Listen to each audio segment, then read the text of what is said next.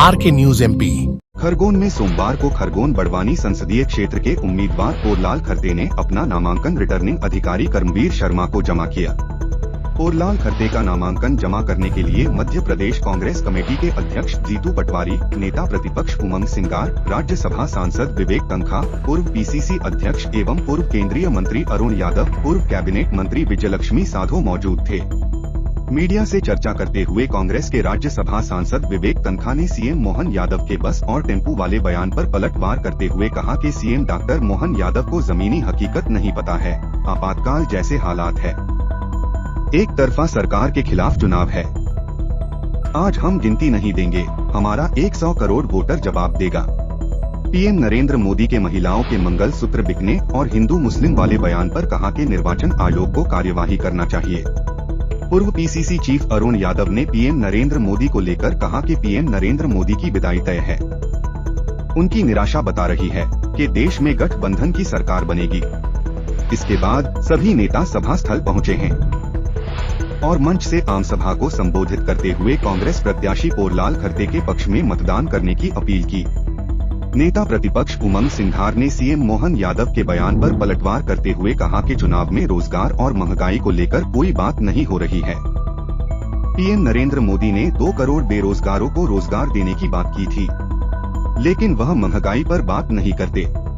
सभा को कांग्रेस प्रत्याशी पोरलाल खरते, अरुण यादव, जीतू पटवारी सहित अन्य नेताओं ने भी संबोधित किया।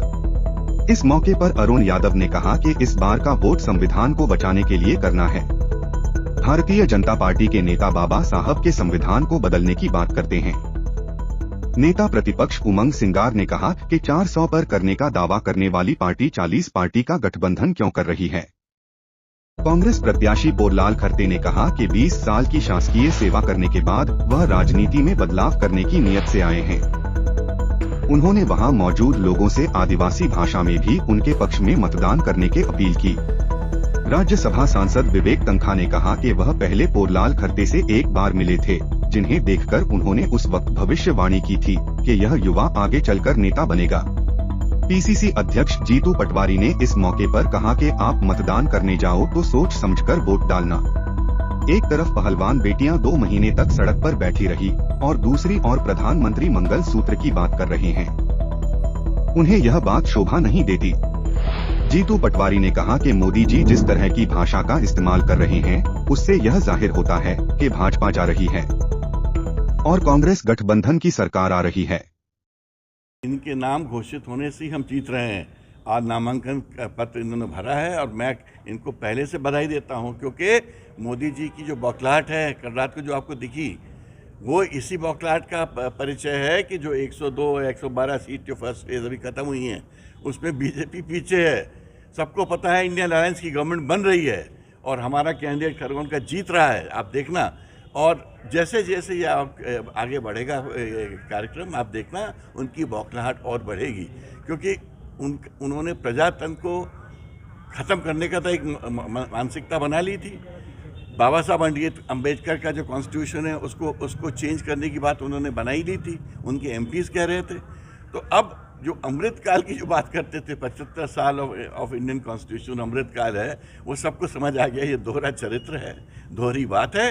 अब देश इस अन्याय को बर्दाश्त नहीं करेगा और ये डराना धमकाना, मुख्यमंत्रियों को जेल में रखना, मंत्रियों को जेल भेज देना, पकड़ धकड़ करना, SBI के बॉन्ड्स अपने तरफ ले लेना, इवन वो पूनावाला से जो कोविड का जो सो कॉल्ड हीरो था, उसने तक तो BJP में को बॉन्ड्स के रूप में पैसा दिया है। तो ऐसी भ्रष्ट व्यवस्था कि हम लोग पार्ट नहीं हो सकते और अब देश नहीं चाहता है कि अब ऐसी भ्रष्ट व्यवस्था वापस आए।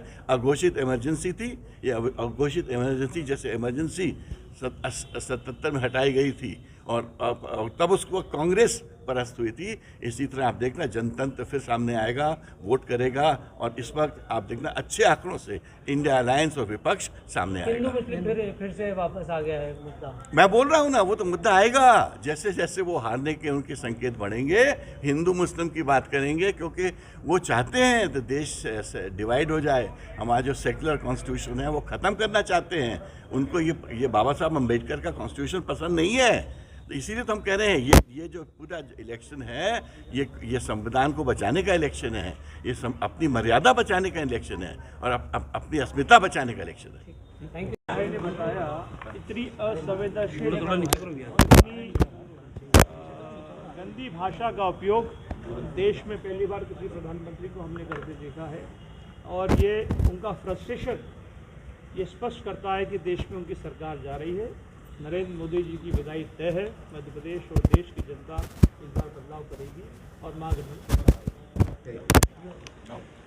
की बात। मोदी जी, बहनों के मंगलसूत्र का हिसाब बोलने से पहले आपको शर्म आनी थी। ब्रजभूषण आपकी पार्टी का सांसद था, हमारी पहलवान बहनें 2 महीने तक रोड पे बैठी रही, आपने मंगलसूत्र की राज में रखी, आप बोल ही नहीं सकते।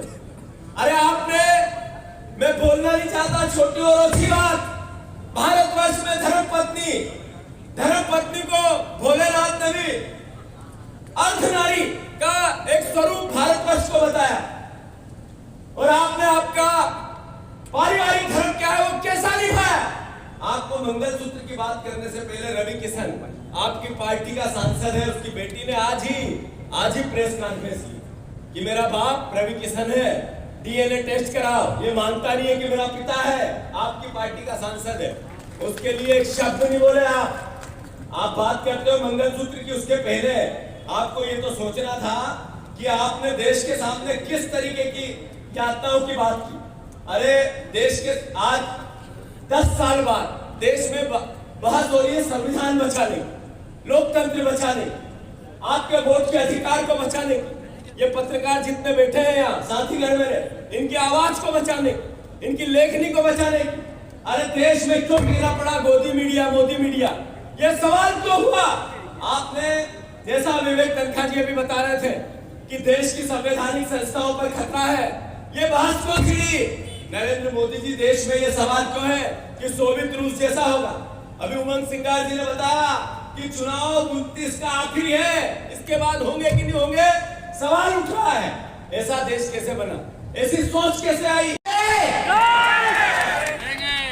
और बात करना है आप लोगों को कि ये जो युवा पद प्रतिष्ठा पैसे के लिए इस पॉलिटिक्स में नहीं आया है, बदलाव के लिए आया है और राजनीति में बदलाव के लिए आया है। इसलिए यहाँ के भाजपाइयों को भी कह दीजिए कि आपने 15 साल तक वोट देके आपके नेता को देखा, अब हमारे नेता को, कांग्रेस पार्टी की नेता को एक बार वोट देके देखिए, इनकी काम की जवाबदारी गारंटी हम लेते हैं। आप लोग कहेंगे या नहीं कहेंगे। आप लोग अपने नातेदार, रिश्तेदार, मित्र में, पड़ोस के घर और गांव में निकल पड़िए।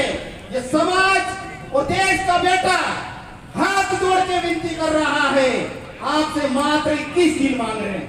कितने? 21 दिन।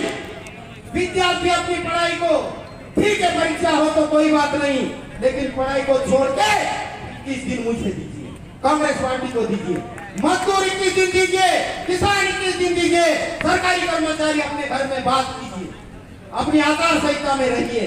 और जो व्यापारी वर्ग है, मत डरिए। ये लोग जीएसटी के नाम पे आपको डराते हैं। मैं जीएसटी का ऑफिसर रहा हूं, मैं जानता हूं आपका दर्द को कि किस तरह से आप लोग ये दर्द को सह रहे हैं, लेकिन आपकी मजबूरी, क्योंकि आपको इनकम टैक्स का छापा डाला जाता है, आपके ऊपर पुलिस प्रकरण बनाए जाते हैं, आपको डराया जाता है, आपको धमकाया जाता है। अब डरने की जरूरत नहीं है। ये कांग्रेस पार्टी का एक नौजवान सिपाही इस देश का बेटा लड़ने के लिए आया है, रुकने के लिए, झुकने के लिए, दिखने के लिए नहीं आया है। जब तक है जान तब तक लड़ेंगे हम आपके लिए। RK news MP.